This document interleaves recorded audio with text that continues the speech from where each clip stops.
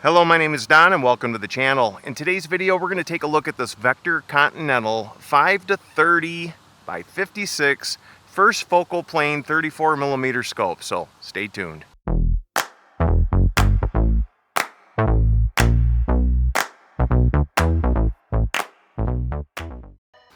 Alright guys, so I've got the Vector Continental mounted on my CZ457. This is the one with the carbon fiber stock. We've got a Lilja barrel on here. We're running a stock trigger with a YODAVE trigger spring. This is a phenomenally accurate rifle. So guys, what I want to do today is show you what this scope is like to use. I'm going to try and get you some footage out on the field at some longer ranges. Alright, let's try and go 1-to-1 through this KYL, 50-yard KYL.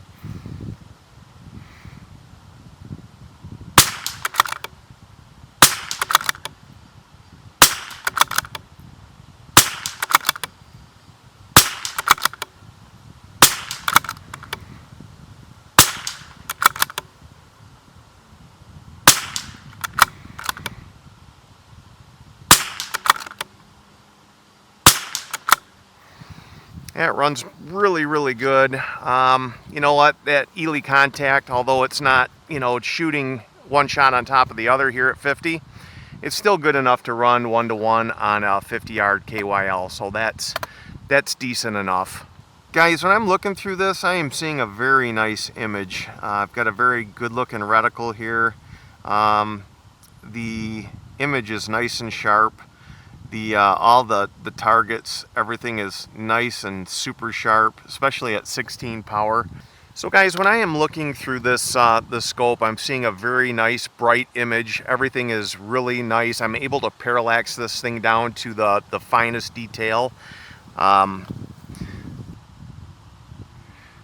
the colors are very bright and accurate. Everything is super sharp. And just got a really good, fantastic image.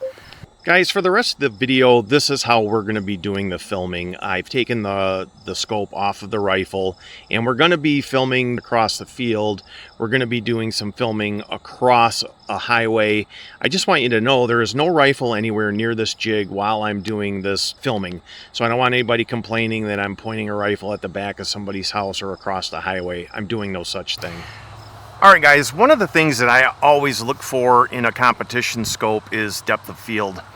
So a good depth of field means not only is the target in the crosshairs in focus, but the other potential targets closer to you are also in focus, enough to make a good hit. For instance, the berm there, you can see where I have my red steel targets. That's in focus. That's where hopefully I have my main focus set.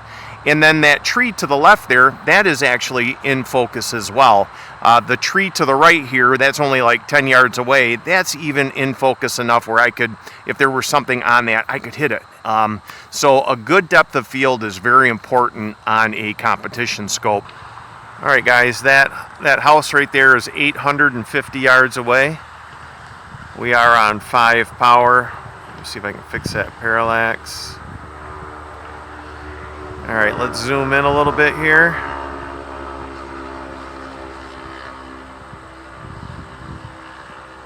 That's 12 power.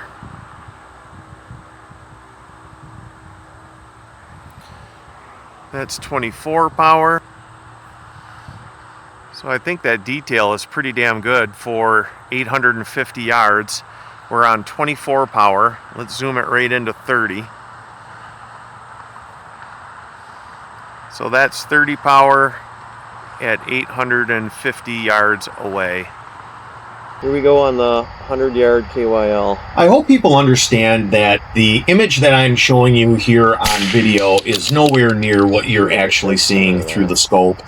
This actually has very good glass, but it's very hard to reproduce that on video. And guys, with the available amount of light, since this is almost dusk, the sun is coming down, and you can actually see the sun is lighting up the gunshot, so you'll see the powder and everything kind of light up the screen, and that's because of the position of the sun. And guys, the video quality that we're getting right now is not that great because of the amount of available light. All right, so 1 for 1 with the SK semi-auto.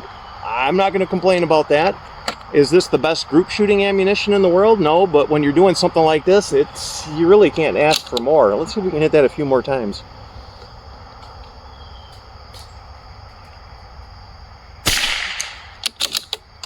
I think we just grazed it.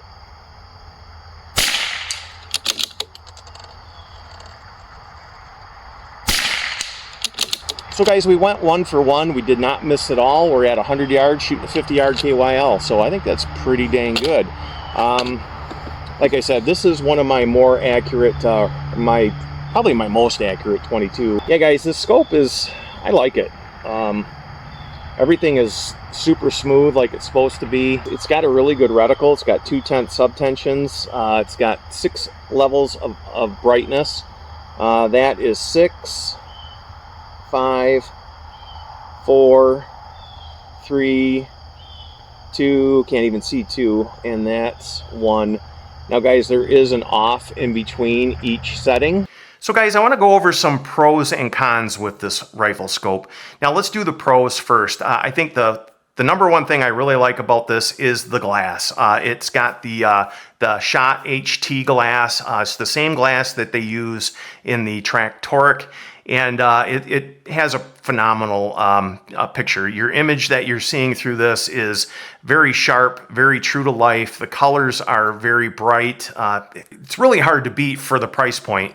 Matter of fact, I don't think there's another scope out there at this price point, which right now is around $600 with my discount code. I'll leave my discount code down in the link down in the description or in the first pin comment. Probably more like the first pin comment because YouTube won't let us put links to firearm accessories in the description anymore. So anyway, the glass in this for its price point is kind of unheard of. Now, the next thing I like is the eye relief. This has 4 inches of eye relief. And even when you're zoomed all the way into 30 power, you can actually move your head around quite a bit and things are not getting dark on you. So the eye box and the eye relief is humongous on the scope. And I really come to appreciate that when you're shooting competition and you may be getting the rifle into some awkward positions. This is going to allow you to do that without everything closing in on you and going black. So guys, the turrets on this are very tactile and they are locking.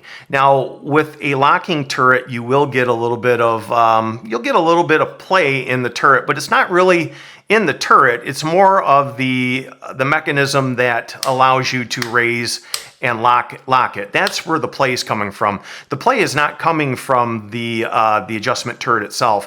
Actually, that is quite good on this thing. It's very clicky. The adjustments are very positive, and they're very tactile. I really like the turrets a lot. I like that it has a rev indicator, so it goes up as you increase your elevation. It'll move and it goes up and down, and it will show silver on the second revolution. So there are not many scopes out there in this price point that have that function. And guys, the zero stop on this is super easy to use as well. All you got to do is you take the cap off. There's a little mechanism in there that you turn. You turn it all the way to the right. You stick it back on the scope at 0, and you're done. So guys, it's a really easy zero stop to use. There's no more screwing around with little Allen wrenches trying to undo these little set screws that they put in the turrets.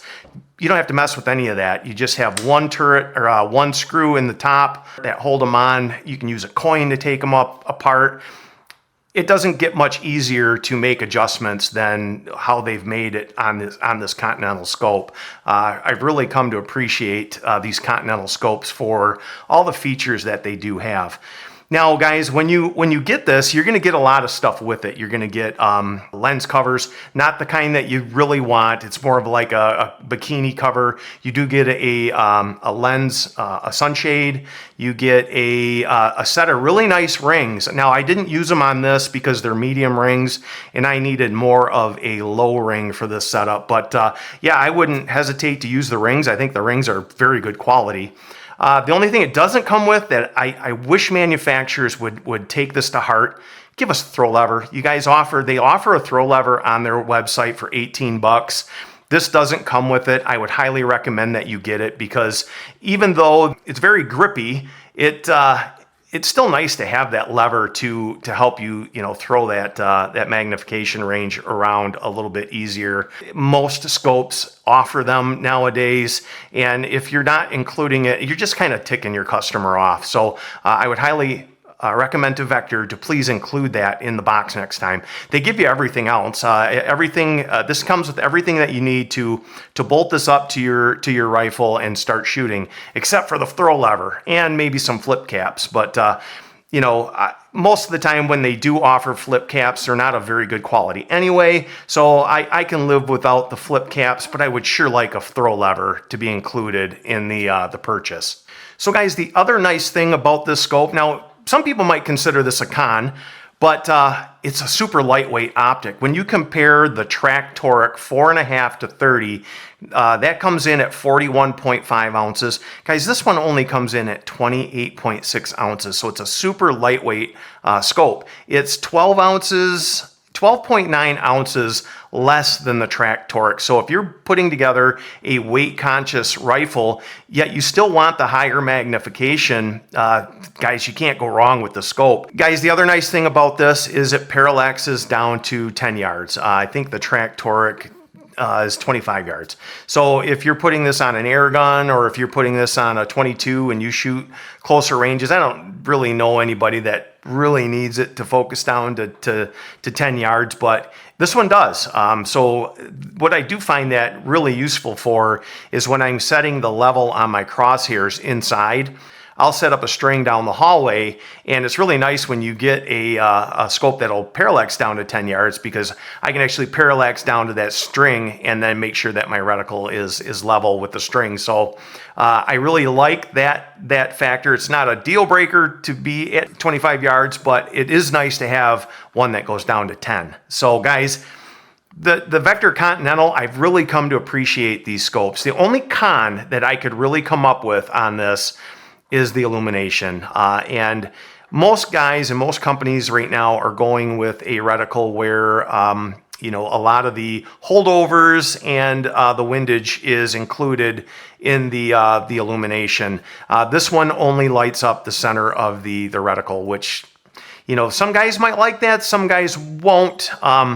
To me, that's more of a con because I'd like to have, like I said, I'd like to have some of my holdovers and some of my windage lit up as well, and this does not do that. It is fairly bright for what it is, but yeah, that's the only con I could really come up with on the scope. And other than that, like I said, I've really come to like these Vector Continentals. They're really hard to beat for the money, and I really think you should give one a shot. Now guys, I'm hoping that they're going to send me their Continental 5-30X next. I'd like to compare it to the one and to the EP5 7-35. I'd like to see how it stacks up to those. Now that the one has been a fantastic scope for me for the money, the price point, it checks a lot of boxes for not a lot of money. And I'm kind of hoping that the Continental 6-36 will do the same thing. So guys, I really don't think you can go wrong on the scope. I will leave a link in the first pinned comment to this, and if you use my code, which I will leave there as well, you get another 10% off of whatever they're selling it for on the website. So guys, that's pretty much all I got for you today. So if you like what you saw, please give it a big thumbs up, and if you like what I'm doing here, go down there and hit that subscribe button, guys. I can't build this channel without you. Thanks for watching, and we'll see you in the next one.